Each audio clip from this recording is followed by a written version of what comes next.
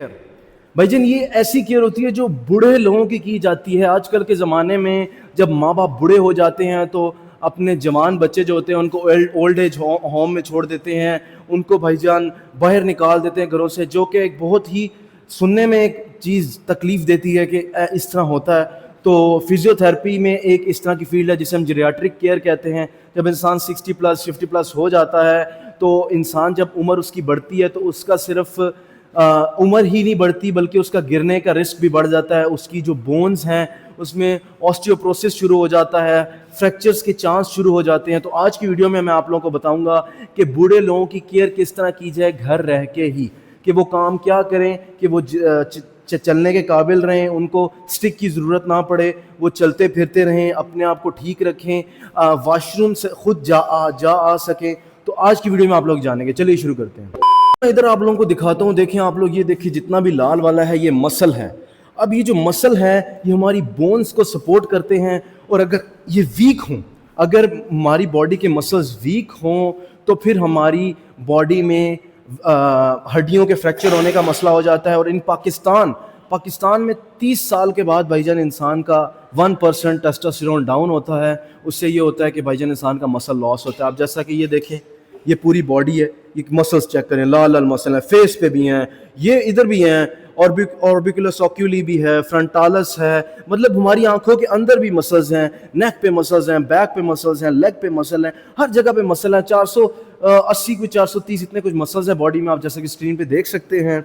तो भाईजान अगर आप लोग इन मसल की स्ट्रेंथनिंग नहीं करेंगे, इनको बरकरार नहीं रखेंगे, स्ट्रेंथ ट्रेनिंग जिसे हम रेजिस्टेंस ट्रेनिंग हम कहते हैं, वो अगर आप लोग अपने 30s के बाद शुरू नहीं करेंगे तो आप लोगों के 50s में आप लोगों को ये मसाइल होना शुरू हो जाएंगे कि आप लोगों की बोन फ्रैक्चर चांसेस बढ़ जाएंगे, आप लोगों की मेटाबॉलिज्म स्लो हो जाएगा, आप लोगों को डायबिटीज़ होना शुरू हो जाएगी। तो पहली चीज़ ये है, जीरियाट्रिक केयर से शुरू करने से पहले जो 30 प्लस हैं, मैं उनको ये कहूँगा कि आप लोग जिम में रेजिस्टेंस ट्रेनिंग, स्ट्रेंथ ट्रेनिंग शुरू करें, जिसमें आप लोग स्क्वाट्स कर सकते हैं, बेंच प्रेस कर सकते हैं, पुल अप्स कर सकते हैं, पुशअप्स कर सकते हैं, डेड लिफ्ट कर सकते हैं।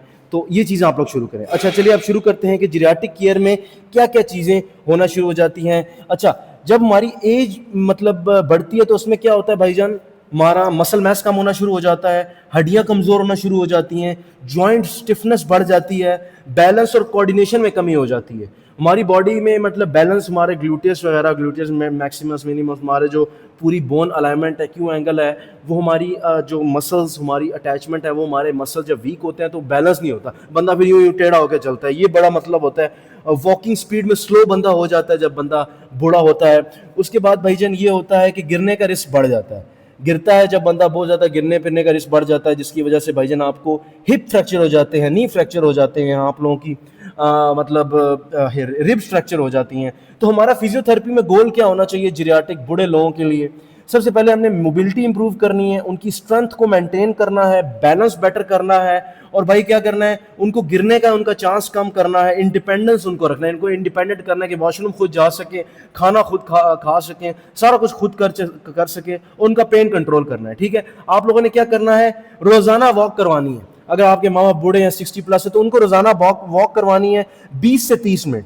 उससे ये होगा कि उनकी बॉडी में ब्लड सर्कुलेशन अच्छी होगी और उनकी हार्ट हेल्थ अच्छी रहेगी। ठीक है, उसके बाद भाई आप उनको स्ट्रेंथ ट्रेनिंग करवाएं।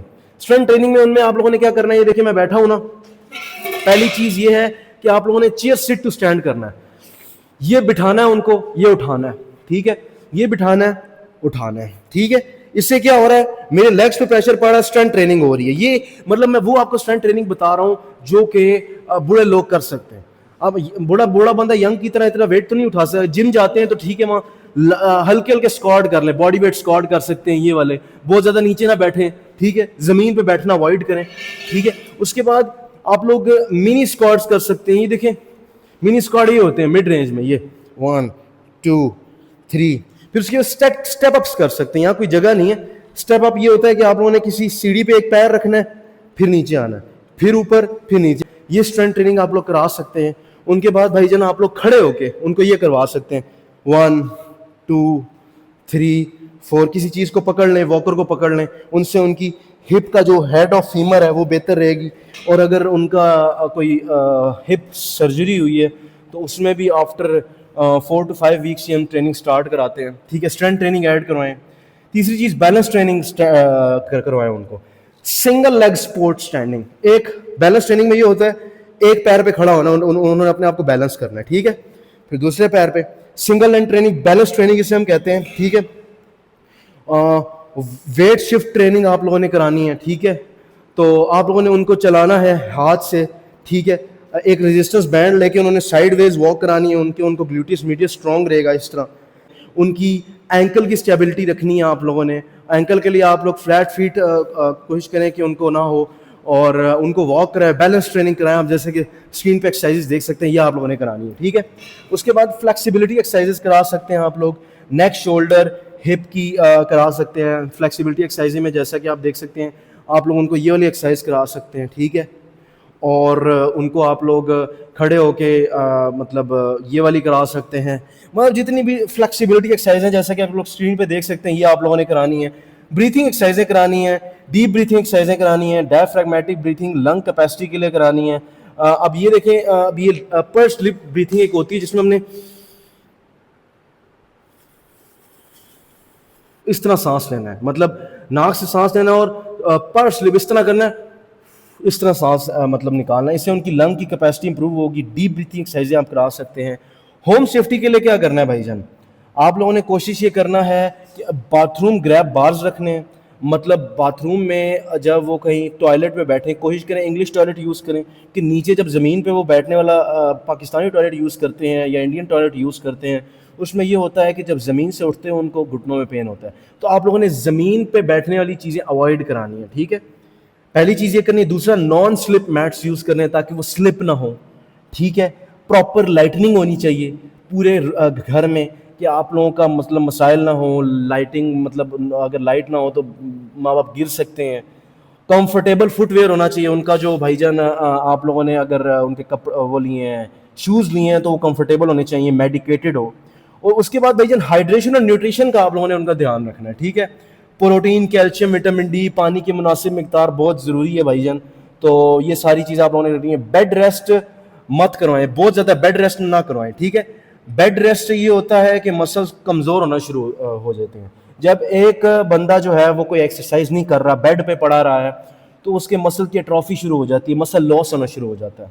हमारी बॉडी बनी ही काम करने के लिए हुई है, उनको वॉक पे भेज दे, कुछ ना कुछ करें, उनको आप लोग कुछ ना कुछ करवाएं भाईजान। ये मैं आपको डोंट्स करवा रहा हूँ, डोंट्स बता रहा हूँ जो आप लोगों ने उनको मतलब मना करना है कि भाई ये नहीं करना। बेड रेस्ट नहीं करवाना पहला। दूसरा, बिना असेसमेंट के एक्सरसाइज मत करवाएं। हर बुजुर्ग का फिटनेस लेवल अलग होता है, ठीक है। असेसमेंट पहले आप करें कि भाईजान वो जो आप मतलब हमारा जो माँ बाप है, जो भी बूढ़ा बंदा है, वो ये एक्सरसाइजें कर सकता है।